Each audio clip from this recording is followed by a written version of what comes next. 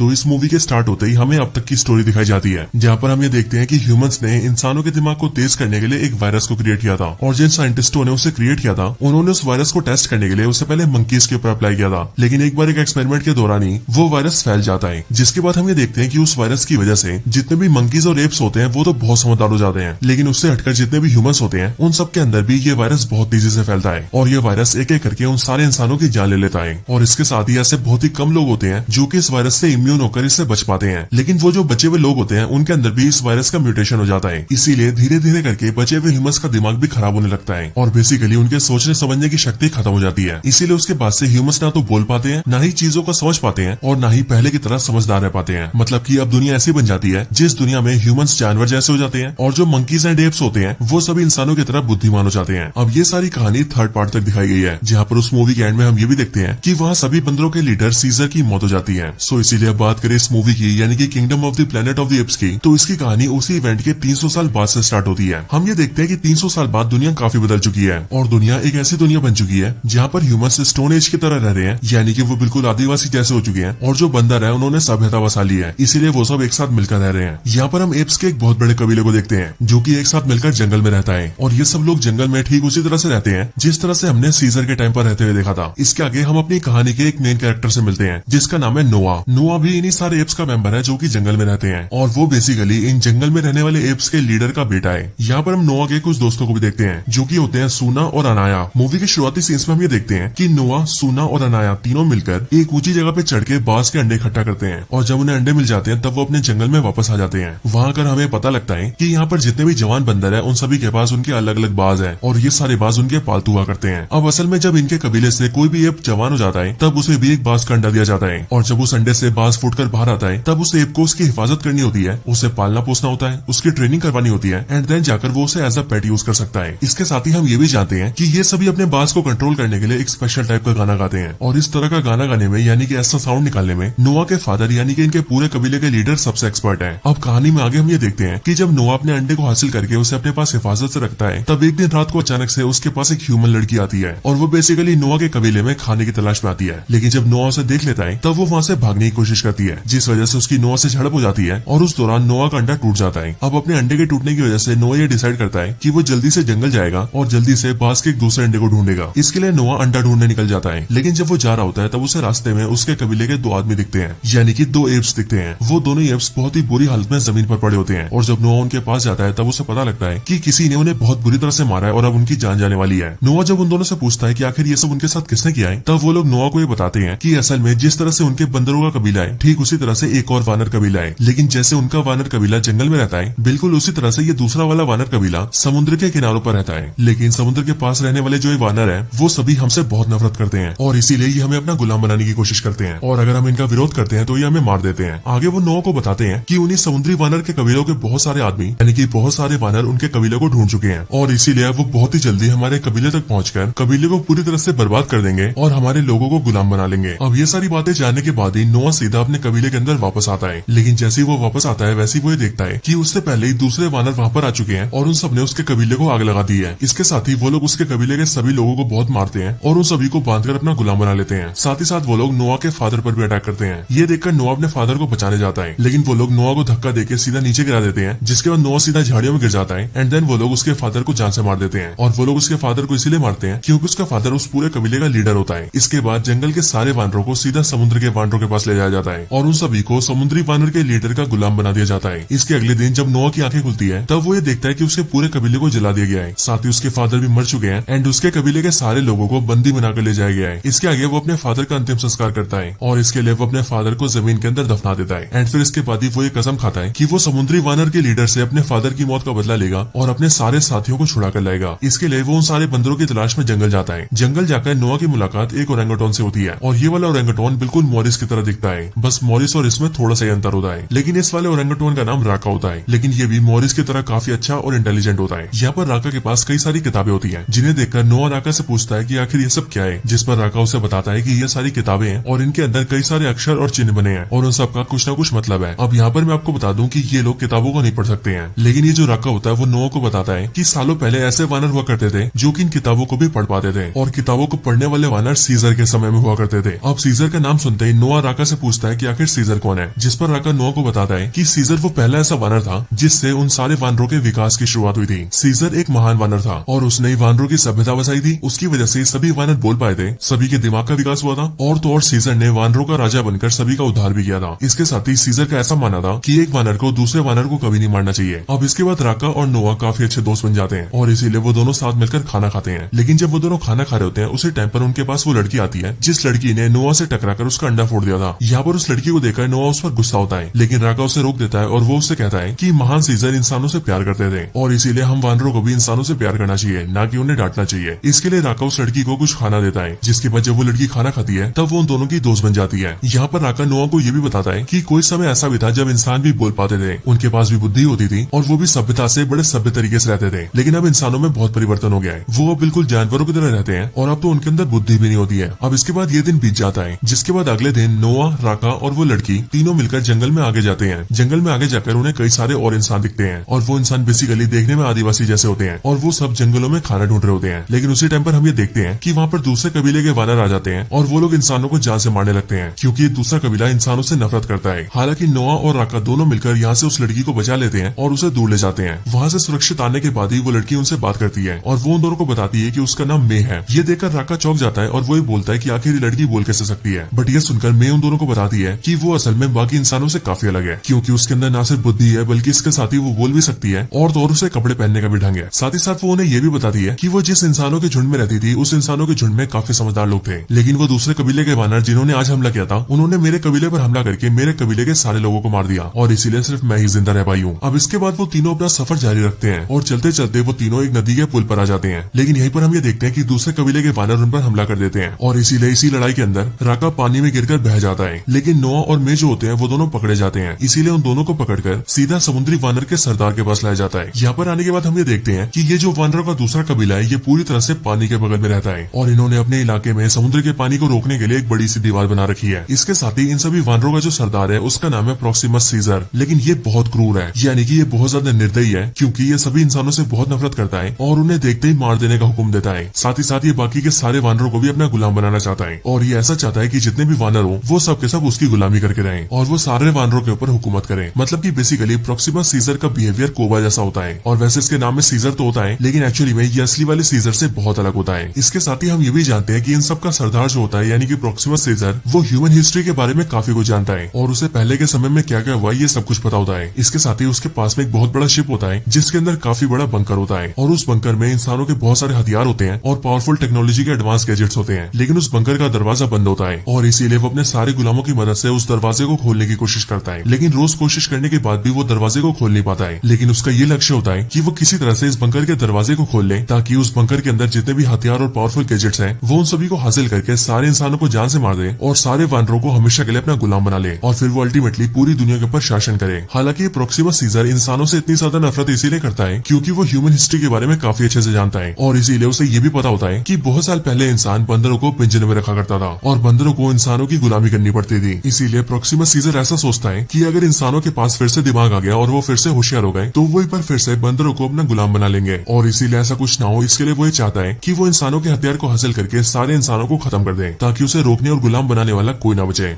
अब इसके आगे बात करें नोआ की, तो नोआ जब यहाँ पर आता है तो वो अपने सारे साथियों से मिलता है, लेकिन इसके साथ ही वो प्रॉक्सिमस सीजर के बारे में भी सबको जान जाता है और उसके इरादों को जानकर वो ये समझ जाता है कि अगर प्रॉक्सिमस सीजर अपने प्लान में कामयाब हो गया तो वो न सिर्फ इंसानों को मार देगा बल्कि उसके साथ ही वो उसके सारे लोगों को भी हमेशा के लिए बंदी बनाकर रखेगा। इसके लिए नोआ सीधा मे के पास जाता है एंड वो मे के पास आकर उससे बात करता है, जहाँ पर मे उसे बताती है कि उसके सारे लोग यानी कि इंसान अभी काफी कमजोर हो चुके हैं और उसके लिए उसे एक ऐसी किताब की तलाश है जिस किताब से वो अपने सारे लोगों को भाषा सिखा सकती है, जिसके बाद उसके सारे लोग बोलना सीख जाएंगे। लेकिन वो किताब उस बंकर के अंदर है जिसका दरवाजा बंद है। अब यहीं पर ही मे की बात सुनकर नोआ उसे कहता है कि वो उस बंकर को ब्लास्ट करना चाहता है ताकि उस बंकर के खत्म होते ही वो अपने सारे लोगों को वापस ले जा सके और अब क्योंकि बंकर खत्म हो जाएगा इसलिए प्रॉक्सिमस सीजर भी उसे रोक नहीं पाएगा। ये सुनकर मे भी राजी हो जाती है और वो भी ये कहती है कि उसके लिए भी प्रॉक्सिमस सीजर को रोकना बहुत जरूरी है और इसीलिए वो भी बंकर को ब्लास्ट करने में नोआ का साथ देगी, लेकिन उससे पहले उसे बंकर के अंदर से अपने लोगों के लिए किताब लेकर आनी होगी। अब इसके लिए मे और नोआ दोनों ही डिसाइड करते हैं कि वो दोनों अपना प्लान आज रात को अंजाम देंगे। अब जैसे ही रात होती है तब हम ये देखते हैं कि नोआ अपने दोस्त सूना और अनाया को साथ लेता है और उन दोनों और मे के साथ मिलकर वहाँ से दूर चला जाता है, जिसके बाद वो चारों मिलकर बम बना लेते हैं और उस बम को उसी दीवार के नीचे रख देते हैं जिस दीवार ने वहाँ पर समुद्र के पानी को आने से रोका हुआ था। यहाँ पर बेसिकली नोआ नोआ का ये प्लान होता है कि वो पहले मे के साथ बंकर के अंदर जाएगा, उसे जो किताब चाहिए वो उसे दिलवा देगा एंड देन फिर मे उसका साथ देगी,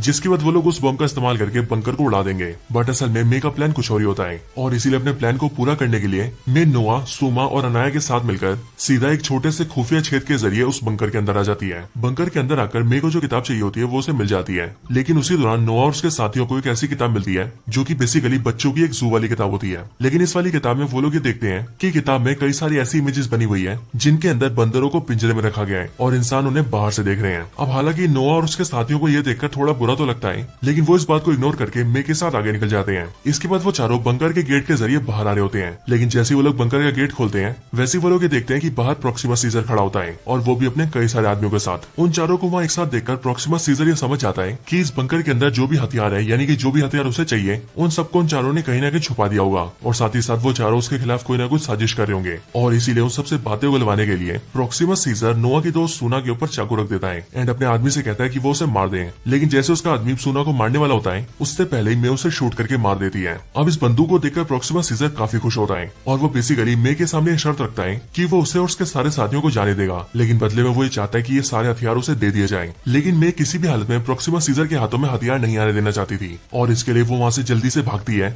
और सीधा दीवार के पास आ जाती है, यानी कि उसी जगह पर जहाँ पर उसने बम रखा था। और वैसे तो नोआ ने बम बनाने में मे का साथ इसीलिए दिया था ताकि वो लोग उस बम से बंकर को उड़ा सके, लेकिन हम ये देखते हैं कि मे वहाँ पर उस बम को ब्लास्ट कर देती है और अब क्योंकि वो बम दीवार के नीचे होता है इसीलिए उसकी वजह से वो पूरी दीवार गिर जाती है, जिस वजह से समुद्र का सारा पानी उनके पास आ जाता है और एक ही झटके में सारे बंदरों को बहा ले जाता है और तो और वो सारा पानी बंकर के अंदर भी घुस जाता है। अब यहाँ पर हम ये देखते हैं कि नोआ के कबीले के जितने भी बंदर होते हैं उन सभी को जंगल में रहने की वजह से ऊपर चढ़ने की काफी अच्छी ट्रेनिंग होती है और इसीलिए वो लोग पानी से बचते हुए जल्दी से ऊपर चढ़ जाते हैं, जिस वजह से उन सबकी जान बच जाती है। लेकिन प्रोक्सिमा सीजर के जितने भी आदमी होते हैं वो सब मारे जाते हैं। इसके बाद नोआ और उसके सारे साथी सबसे ऊपर पहुंच जाते हैं, लेकिन वहाँ पर हमें देखते हैं कि वहाँ पर प्रोक्सिमा सीजर आ जाता है और वो वहाँ कर नोआ को मारने लगता है और सभी लोगों से कहता है कि वो सब उसके गुलाम है, इसीलिए वो सब उसकी गुलामी करते रहे। बट यहाँ पर ही हम ये देखते हैं कि नोआ धीरे से अपने कबीले का वो वाला गाना गाने लगता है जिस गाने से वो सभी अपने बाजों को बुलाया करते थे और इसीलिए यहाँ पर जैसे ही नोआ गाना गाता है वैसे ही प्रोक्सिमा सीजर के पास बहुत सारे बाज आ जाते हैं और वो सब उसे उठाकर सीधा पानी में फेंक देते हैं, जिसके बाद प्रोक्सिमा सीजर पानी में डूब जाता है।